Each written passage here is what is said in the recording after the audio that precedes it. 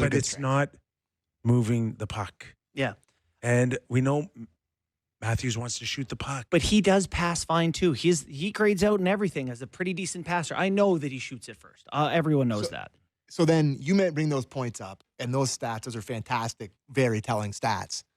That, to me, is just screams out. It's like, that's why the power play sucks. I agree with that. I think that's why one-dimensional players. They don't have enough great passers. That's why they can't. Like, I don't know. I mean, we ran a B-roll pack on Leafs Talk after the game that was put together by Luke Swadron. And it was just them trying to make passes on the power play. And it looked like the zigzags. Like, they just couldn't make a pass. It was bonking off legs, like trying to go cross seam through 100 sticks. Like, it was horrible. And those stats to me tell me all I need to know. They don't pass it to the slot effectively at all. And you see it on the power play. They cannot disguise passes. They don't. And as I said, the guys who pass off. don't shoot. So it's like we're all one-dimensional here. Yeah. I found that a couple times they made plays like Marner went down to Willie at the goal line, and instead of like taking it to the net for a 2-on-1, it's walk it back up the wall. I saw that a number of times. I actually clipped a few. I break them up. I have obviously you're going to keep Marner and Matthews together, but I have Willie on another unit. Yeah. And I'm like, who could argue now? You're not succeeding. And depending on when the penalty's drawn, my next power play that's up gets it. Not Matthews or Marner or not Willie or John, whoever's up.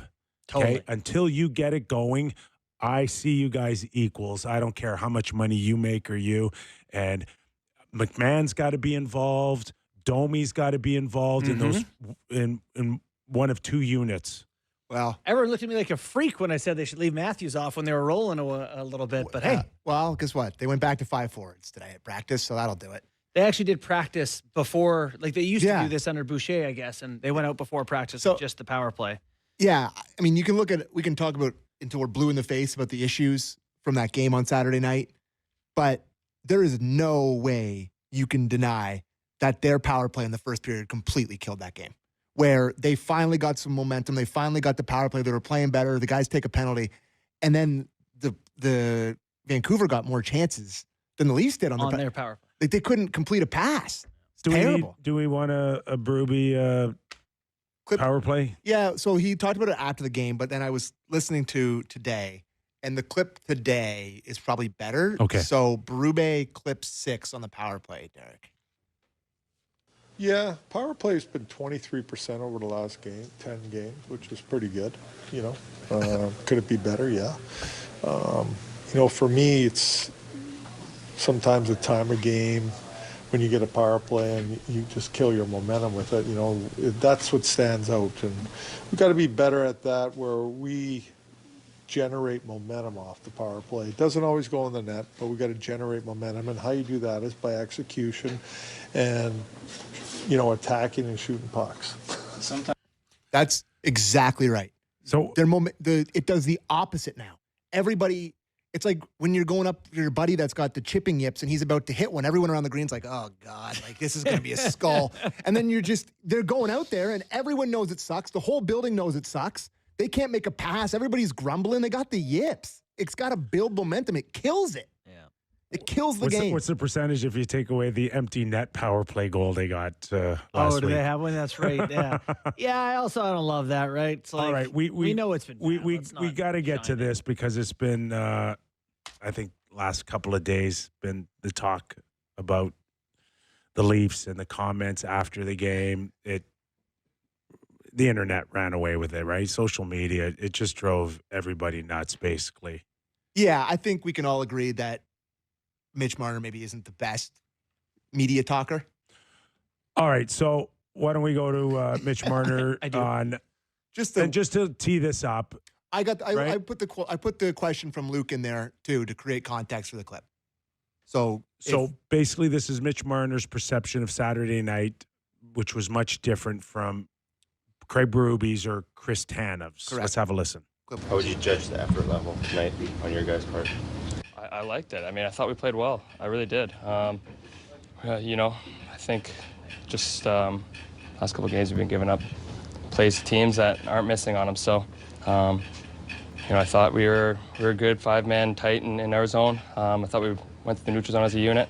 I think when we didn't do that, that's when breakdowns happened, and they had a lot of offense off it, and that's something that we talked about that we need to be better at, and we'll look at it going forward and fix it. So again, that's coming off of Chris Tanev, who basically said they outworked us, they outcompeted us, and it's unacceptable. And Berube did something similar in the overview of the game. So, I mean, for me, that's pretty. I think the question in terms of Luke saying the effort level and him saying, I liked it, I think I think it got taken a little bit out of context on Twitter when you read it versus what you hear it. But saying that, like, I thought we played well, I probably wouldn't agree with that. But the one thing. What the heck are you talking about? The one thing about this market and the Mitch Marner relationship is it never really works out well when he's talking to the media. And this has always been an issue with him, and it's always been a perception. Above and beyond anyone else on the club. This is just a continuation of the relationship between the fan base and Mitch Marner. But he says the worst stuff. Well, that's what. Yeah, I mean, first of all, I don't know even if he was even aware of other comments. Like, I gotta think if somebody would have got to him and said, "Hey, listen, this is what Chris Tanev said just seconds before," I'm not sure he would have necessarily come out. He believes it. He believes what he said. Yeah. Right. Yeah. And you lose 3-0 on a signature game like that. Mm-hmm. People don't want to hear it. Yeah, you can't say that, right? Like, you just have to have some awareness of the frustration of everyone. Has difficulty reading a room. Right. And I'd say that's the end of that conversation. Like, that, I agree. And that's kind of it for me, is where it's just like, maybe the effort's not bad. I looked through some stats. I watched some video. It's like, they weren't that bad. But it's not the time. Everyone wanted more from you, and you didn't give it to them. So you just kind of got to go, we didn't have it tonight, or whatever. To me, it's not like a fundamental moral failing of Mitch Marner. It's that you can't really say it's that. consistent with the way he probably feels he gets treated. I think because anyone else would have probably, but there's a history there, and Matthew said that today. He said he liked it, and everyone else has liked it. Not like Mitch. No, not like Mitch, because of the history. Yeah, because of the history. But and that'll play into his decision down the road. Do I want to continue to be like this? Is this the town I want to play the rest of my career in? If they just take anything I say and twist it around, and like, do you think he's like a burner guy? Do you think he's going on X and looking at what people are saying about him? Where would he come across that fan reaction? Are people sending to be stuff honest, to him? I haven't come across that fan reaction. I haven't. But been online. Let me tell you something. It's impossible to. We didn't have social media here in the 90s. I'm telling you, it's impossible to not pick up a vibe in a town on the way people feel about you, or the way they talk to your family, or the way, all of it. It's just whether he's looking on Instagram or Twitter or X or whatever you want to say. The everything app? Sorry, do my baking. He knows what's out there. He knows what's out there. Can I ask you that he is so sick and hates talking to the media that everyone's expecting him to come out and that he says bad, and he just resents them so hard that he just wants to say the opposite? Just zag. Zag for he wanted to, like, I mean, listen, I'm fully aware of what a zag is. I've been doing sports radio for 6-7 years here. Apologizing. I'd like to apologize. He just resents absolutely He just resents it so much. I don't think he sits there and zags on purpose. But what I will tell you is I don't think he gives a crap. You don't? Well, I think it's the opposite of what you just said. I think he gives the biggest crap. Complete opposite. At this point in his career as a Leaf, I think he's good. Then none of this matters. We don't. No, it doesn't matter to him. Good. It just doesn't matter to him. Oh, phew.